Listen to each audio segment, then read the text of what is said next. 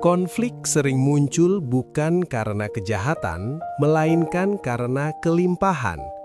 Ketika sumber daya bertambah, kepentingan pribadi mudah menonjol. Hubungan yang dibangun atas kesetiaan diuji oleh kebutuhan ruang dan pengakuan.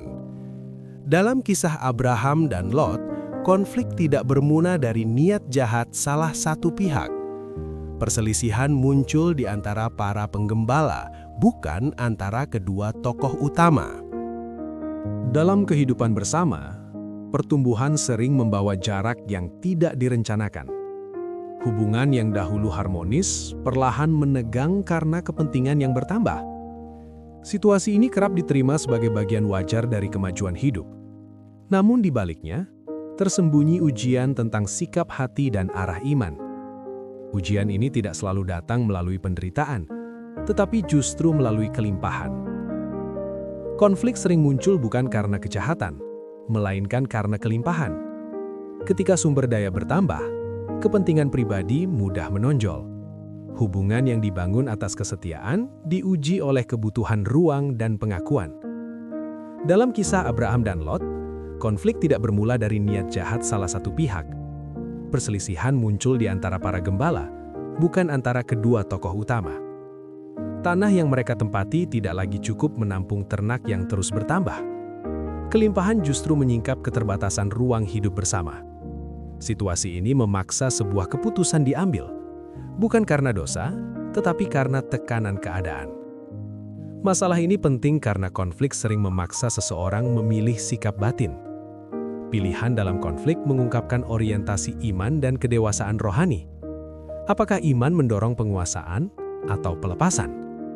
Bagaimana iman membentuk sikap ketika hak pribadi mulai terasa terancam?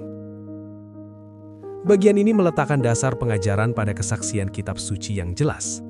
Narasi konflik Abraham dan Lot disajikan sebagai titik penting pembentukan iman.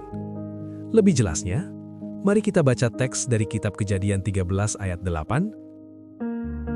Janganlah kiranya ada perbantahan antara aku dan engkau. Ayat ini muncul ketika perselisihan para gembala mulai mengganggu relasi keluarga. Abraham berbicara sebagai pihak yang lebih tua dan pemilik janji. Namun ia tidak menggunakan otoritas untuk menekan atau memenangkan posisi. Nada yang dipilih adalah nada damai, bukan tuntutan hak. Kitab suci menekankan bahwa inisiatif meredakan konflik datang dari Abraham. Ia tidak menunggu keadaan memburuk, tetapi bertindak sebelum perpecahan terjadi. Ayat ini menyiapkan kita melihat ujian yang tersembunyi di balik tawaran damai tersebut. Abraham memilih mendahulukan relasi daripada keuntungan pribadi.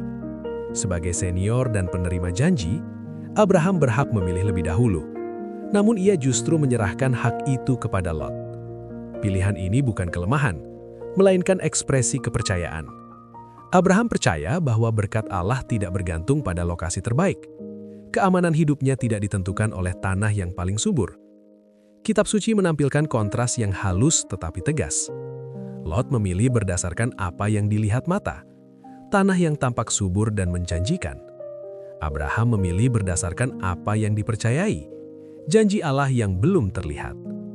Disinilah perbedaan antara iman dan perhitungan pragmatis disingkapkan. Iman melepaskan kontrol demi menjaga kedamaian. Secara teologis, peristiwa ini menunjukkan bahwa berkat Allah tidak dapat direbut. Berkat berjalan bersama kesetiaan, bukan strategi penguasaan. Abraham memahami bahwa janji Allah tidak terancam oleh pelepasan hak. Ia menyadari bahwa Allah adalah Raja yang mengatur warisan umatnya. Manusia tidak perlu bersaing untuk mengamankan apa yang telah dijanjikan. Kepercayaan ini membebaskan dari kecemasan dan keserakahan. Sikap Abraham mencerminkan iman yang matang dan tenang.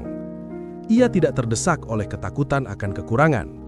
Justru setelah pelepasan itulah, Allah kembali menegaskan janji tanah kepadanya.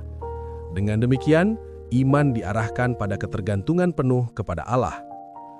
Bagi kita semua, kisah ini berbicara tentang konflik sehari-hari. Konflik sering menghadirkan pilihan antara mempertahankan hak atau menjaga relasi. Iman mengarahkan sikap tanpa paksaan dan agresi. Narasi ini menolong kita melihat konflik sebagai cermin batin. Cara memilih menunjukkan kepada siapa kepercayaan diarahkan. Pelepasan bukan kehilangan, melainkan ekspresi iman. Kisah ini juga menantang pola hidup yang kompetitif. Iman membebaskan dari kebutuhan membuktikan diri melalui penguasaan. Keamanan batin bertumbuh dari kepercayaan kepada Allah. Dengan demikian, iman membentuk sikap yang damai dan matang. Ujian keempat Abraham menyingkapkan iman dalam konflik dan pilihan. Ujian ini bukan tentang tanah semata, melainkan tentang cara memperlakukan janji.